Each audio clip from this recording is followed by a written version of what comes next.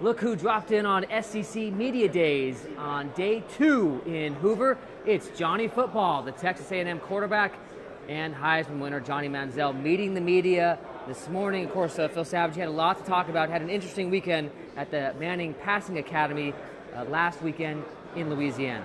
Made a mistake in making sure my phone wasn't charged and woke up a little late. Nothing that was talked about or rumors or anything like that. It was nothing to do with the night before. Absolutely nothing. I went and talked to the people running the camp and told them I absolutely own up to that. It's 100% my fault. I'm really disappointed in myself that I had obligations to fulfill, and I didn't fulfill my morning obligations. And the biggest thing for me was hearing from Peyton and hearing from Eli, and them not being any hard feelings. And the biggest thing for me was them wanting me to be back next year, which I would love and will love to be at. So he overslept, Phil. His phone was apparently dead. You believe what you want from Mr. Manziel there, but he's obviously a great talent. And Texas A&M is going to be a great team this year, challenging Alabama in the West for sure. Yeah, I think that what we realized with Johnny Football is that he's a man for all seasons. We heard about duck hunting in Arkansas, playing golf at Pebble Beach, going to concerts in Canada, and then, of course, the Manning Academy trip to Thibodaux. But the bottom line, the reality is that when the Aggies open against Rice on August 31st, Johnny Football can't rely on what happened last year. He's got to get prepared for what's going to happen this year, and that's what everyone wants to see. Do all these things impact or affect the possibility of his production in terms of, is he going to be as good or better? And he's got 3 new receivers and a new tight end that he's going to have to break in over the summer. And it doesn't sound like he's spending a lot of time in College Station this year. And I think that's the question that I wanted to hear asked, and I don't think anyone ever asked it because it was all about the Manning Academy instead of what is going to take place in 2013. Real quick, since this is really your expertise, I mean, some people think he's potentially going to be a first-round draft pick if he comes out next year, but that's probably not necessarily the case. Well, the reality is that from a height standpoint, he's only right at 6 foot, if not a shade below. This is only going to be his second year of being on the field. He would be eligible to come out next spring. He actually has 3 more years of eligibility by rule because he redshirted his first year.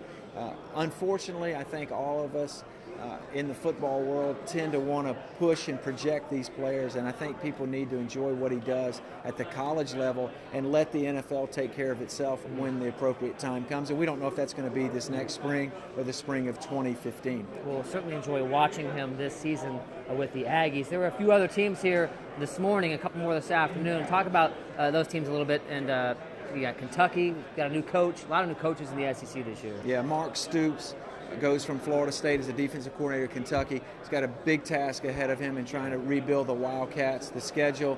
He's got the onslaught of the SEC East. But Mark's an excellent coach, and I think that he'll make them more competitive this year, particularly on the defensive side of the ball. Then you look at Mississippi State. Dan Mullen has gotten the Bulldogs to a number of bowl games over the last several years. They were 8-5 a season ago. They bring back a senior quarterback in Tyler Russell. He's on our watch list for the Senior Bowl.